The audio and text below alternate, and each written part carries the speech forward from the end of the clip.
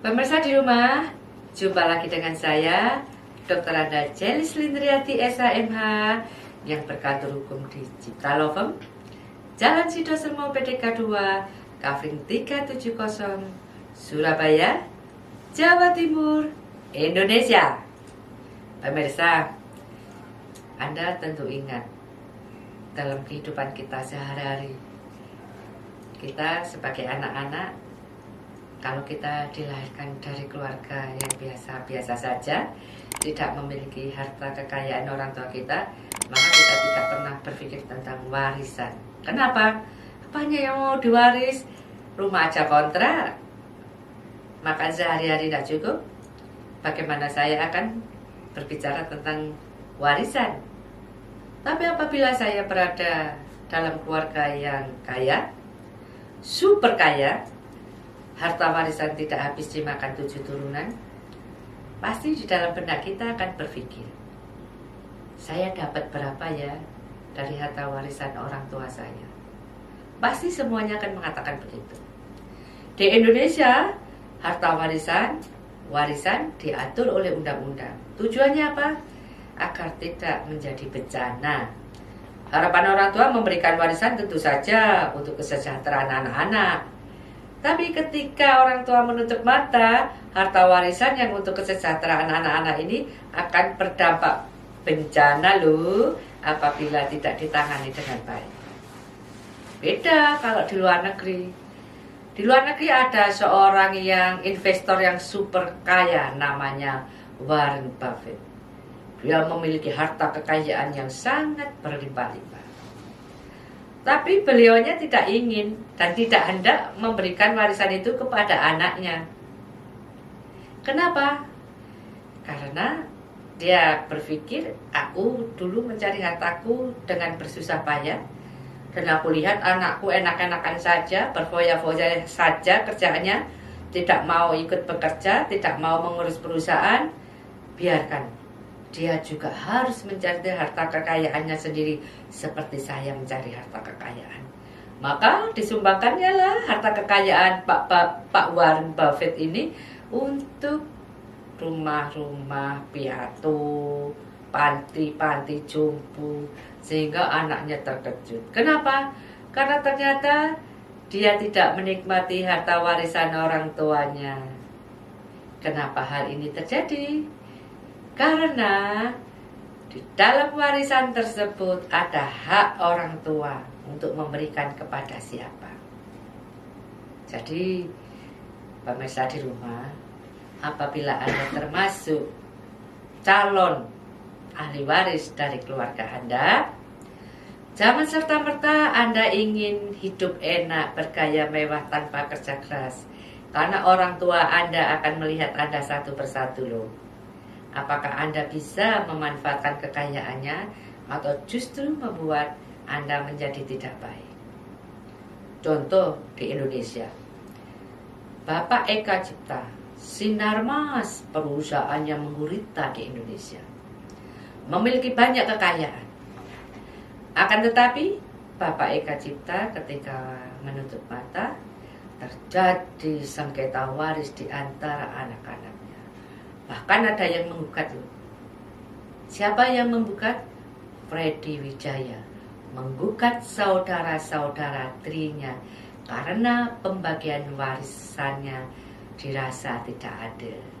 Dan kasus sengketanya sekarang berjalan di Pengadilan Negeri Jakarta Selatan.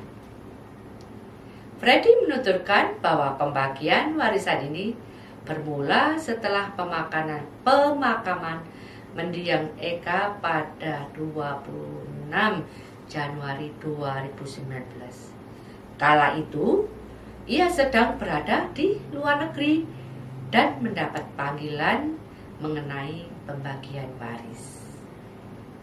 Dan melalui wasiat nomor 60 tahun 2008, surat wasiat itu ternyata sudah dibuat oleh Eka Cipta sejak April tahun 2008. Dan dalam akta wasiat tersebut, Freddy hanya mendapatkan uang sebesar 1 miliar. Wow, 1 miliar untuk orang biasa akan sangat besar.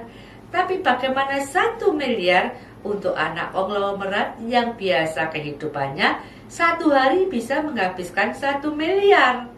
Tentu ini sangat mengejutkan dan akhirnya membuat dia marah dan dia masuk ke pengadilan. Akan tetapi pemirsa di rumah, wasiat sudah dibuat dan wasiat itu harus dipenuhi, kecuali apabila tidak ada wasiat kemudian timbul pembagian waris, maka itu akan berdampak pidana kalau tidak adil. Kenapa?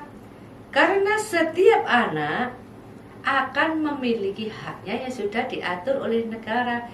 Kalau pengadilan negeri agama akan membagi warisnya, laki-laki 2 bagian dan perempuan 1 bagian.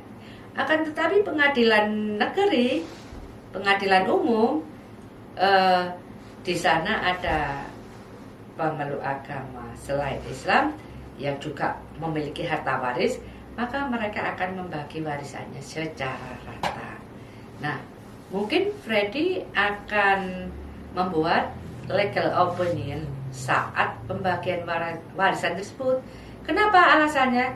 Karena tidak adanya perincian atas harta peninggalan Eka Cipta serta adanya wasiat sisa uang atau peninggalan yang hanya diserahkan kepada beberapa anak lainnya, mulai dari Teguh Gandawijaya, Indra Wijaya, Mukhtar Wijaya, Jafar Wijaya, dan Franky Usman Wijaya.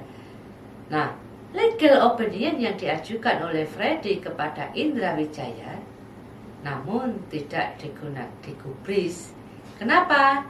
Karena Pak Indra Wijaya ternyata dianggap angin lalu.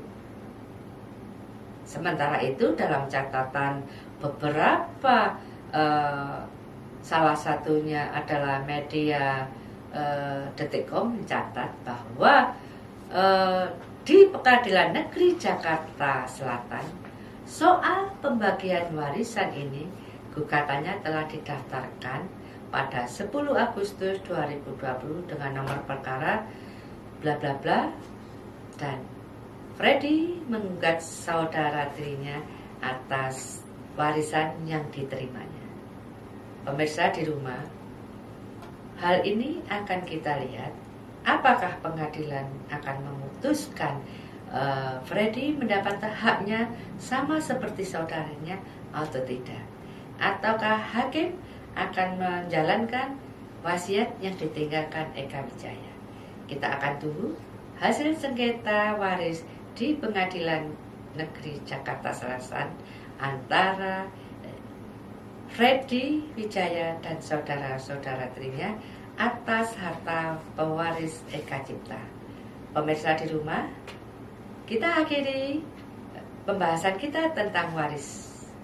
Apabila Anda kurang berkenan dan masih memerlukan bahasan lebih lanjut, silakan bertanya kepada saya di kantor Cipta Law Firm, Jalan Sidosermo PDK 2, Kavling 370, Surabaya. Sampai jumpa.